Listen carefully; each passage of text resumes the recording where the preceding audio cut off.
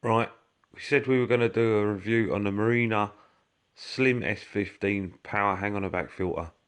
So that's what we're going to do. We're going to do it the way the manufacturer expects you to use it.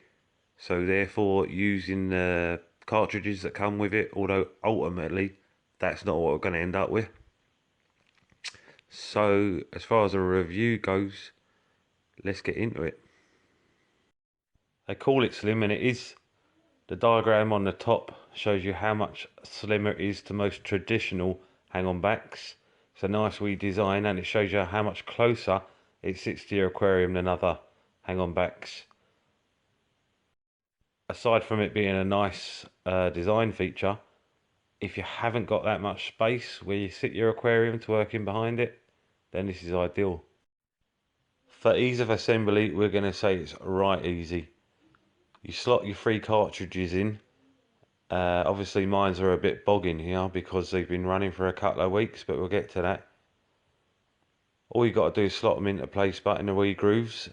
Then grab your leveling knob, which slips in the bottom.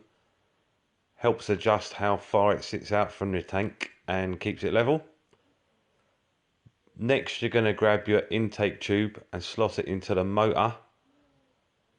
Now you can extend this depending on the depth you want it to reach in your tank, but it just slots together nice and easy, and then that then slots into the unit. Lastly, slam on your lid and you're done. 4 basic easy steps really, simple. Once you've got it built, you can bang it on the back of your aquarium. My water's a little bit brown here, it's nothing to do with the filtration, that's the tannins coming out of the wood. When it's in place, you can switch it on. It's self-priming. You don't need to prime it. It does it itself. Brilliant wee feature. And you can see the water flow now. It's quite good, but it still takes a while to fill the unit up. That means you've got loads of area in there, which is really good. Not only can you get loads of filter media in there, you've got more volume in your water column too. Right, features. What we're looking at here is the motor, which is submerged, and the main reason that the filter is so quiet. It is quiet too, I'll give it that. There's a lot of debris floating there. Look, that's not the filter's fault. That's me messing about in there so much today.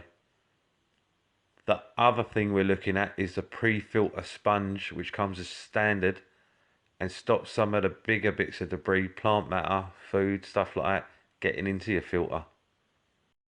The other thing it's going to do is prevent fry, snails, shrimp and the like getting sucked into your intake. If I remove the sponge here, you can see where they could easily be sucked up and into your filter, which obviously we want to avoid. So your pre-filter sponge is going to act as a barrier and prevent them doing that. The other thing we've got is our flow control, which we can access easily by lifting the lid off. Simple to change it, and you can see how effective it is by the water level rising and falling in the filter there. Very handy wee feature. Now, due to the bevel design of the output, the water virtually caresses back into the aquarium. You can barely see it moving at all unless I run my finger across it here to show there is quite a lot of flow creating current in your tank. Another really good design that works really well and keeps it running quietly. Design wise, we really like it. I think it's one of the cooler looking HOBs. Like the transparency of it, like that feature. I think that's pretty cool. The only thing I don't like is the metallic finish to the lid. I'd have preferred if it was a solid black like the rest of the cover. Maybe with Marina embossed in it if it had to be there, but that is a purely personal preference. It's easy to maintain. If you're going to continue with the cartridges, you just need to flip the lid off and pull out the spent cartridge. You'd probably be better changing one every time you're going to do a change. Keep some of the beneficial bacteria in the other two. If you do all three together, you're going to wipe it out. And then you just slot your new cartridge back in like that.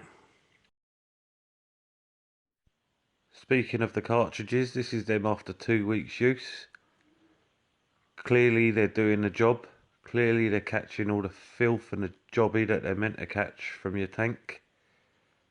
This is the side travelling towards the tank, and if I flip them over, this is the side coming from the tank, and you can see there's a lot more build up on that side. So they work, they're effective.